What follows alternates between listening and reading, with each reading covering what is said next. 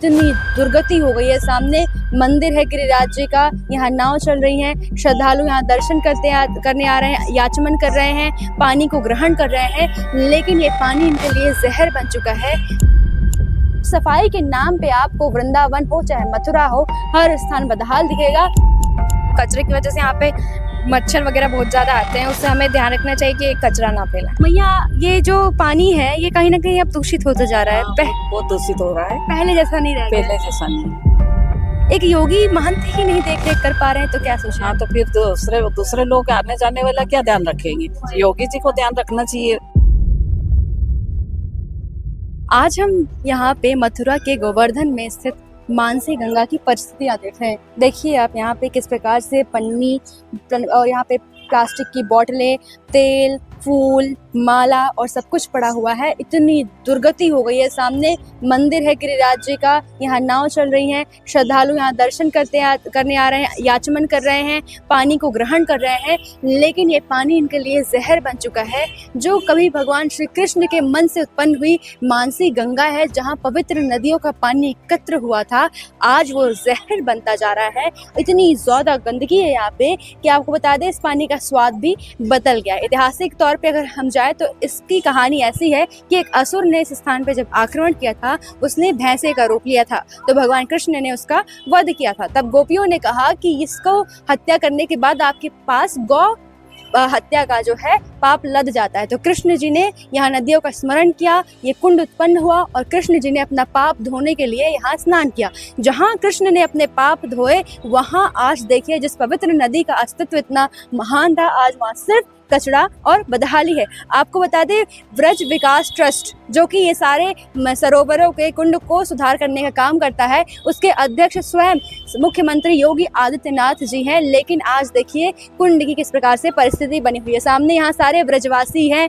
यहाँ पे गोकुल के भी लोग हैं, गोवर्धन के लोग हैं और मथुरा के लोग हैं। सभी लोग दूर लाखों श्रद्धालु आते हैं गोवर्धन पर्वत के यहाँ पे परिक्रमा करने, लेकिन उन्हें क्या पता कि वो जो पानी पी रहे हैं, याचमन कर रहे हैं, भगवान को अर्पित कर रहे हैं, अपने छोटे छोटे लड्डू गोपाल का स्नान करा रहे हैं, वो इतना दूषित हो चुका है कि अब यहाँ पे स्नान करना क्या, इस पानी को स्पर्श करने लायक भी नहीं बचा है। यहाँ पे पानी जो है जम रहा है और इस प्रकार से कचरा, पन्नी और बदहाली पसरी हुई है। मतलब सफाई के नाम पे आपको वृंदावन हो चाहे मथुरा हो, हर स्थान बदहाल दिखेगा। और मानसी गंगा जैसी पवित्र स्थान भी आज अगर बदहाली झेल रही है तो सोचिए स्वच्छता के क्या मायने हैं। हमारे जो प्रधानमंत्री जी हैं वो विदेश का दौरा करते हैं तो वो भी देखते हैं कि वहाँ की नदियों का क्या हाल है, कितनी पवित्र है। तो जब उनके भारत देश में ऐसे हाल है तो उन्हें क्या ये तुलना समझ में नहीं आती कि हमें भी अपने देश में सुधार करनी चाहिए। और मैं योगी आदित्यनाथ जी से भी पूछना चाहती हूँ कि आप महंत हैं, आप मुख्यमंत्री होने के साथ साथ एक संत हैं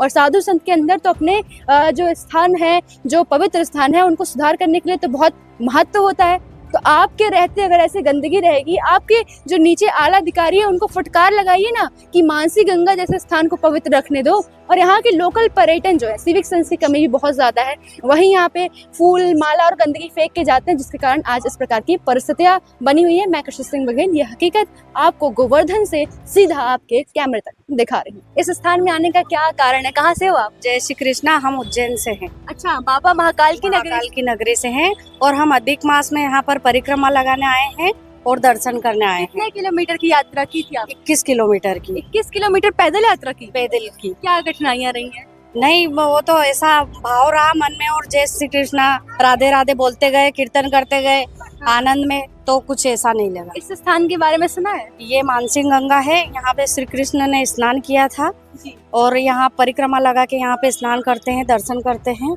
यानी कन्हैया की कृपा मिलती है। एक छोटा सा प्रश्न था कि यहाँ आप देख रहे हो इतनी पवित्र स्थल में गंदगी बहुत ज्यादा है, इस पे क्या कहोगे? पर अब ये तो प्रशासन का है।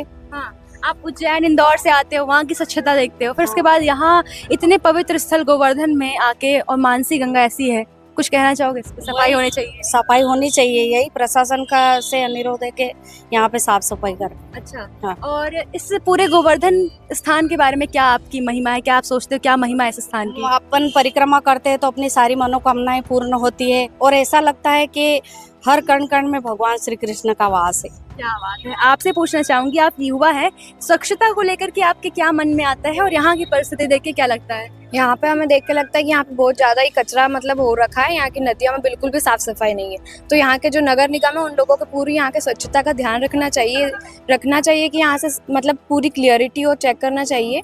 और ऐसे मतलब सब कुछ ध्यान रखते हुए बॉटल्स या भक्तों को भी ध्यान रखना चाहिए कि यहाँ पे गंदगी ना फैलाए, ये उनका भी कर्तव्य है।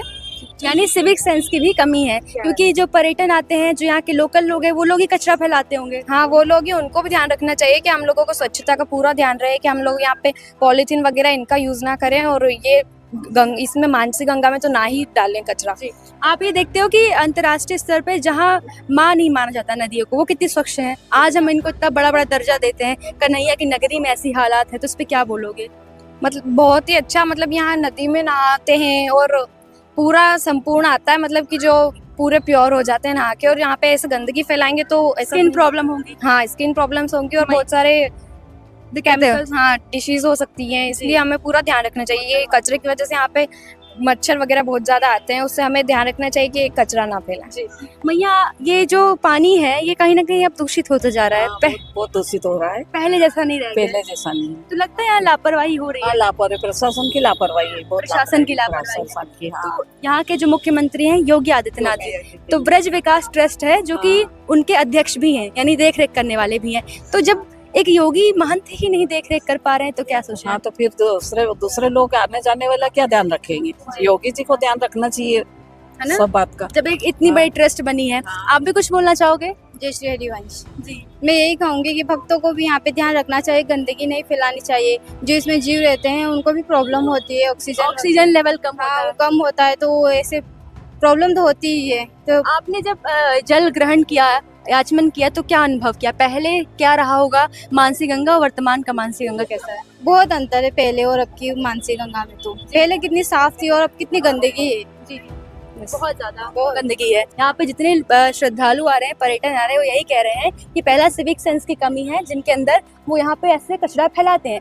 दूसरा, यहाँ पे आपको पहले ही बता दिया कि ब्रज विकास ट्रस्ट जो है, जिसके अध्यक्ष स्वयं चेयरपर्सन योगी आदित्यनाथ जी हैं, तो ऐसे में उनको तो विशेष ध्यान देना चाहिए कि यहाँ पे कोई ऐसे रेस्ट्रिक्शंस हो जिसमें कचरा ना फैले, और कचरा फैल गया तो उसकी स्वच्छता का ध्यान रखें।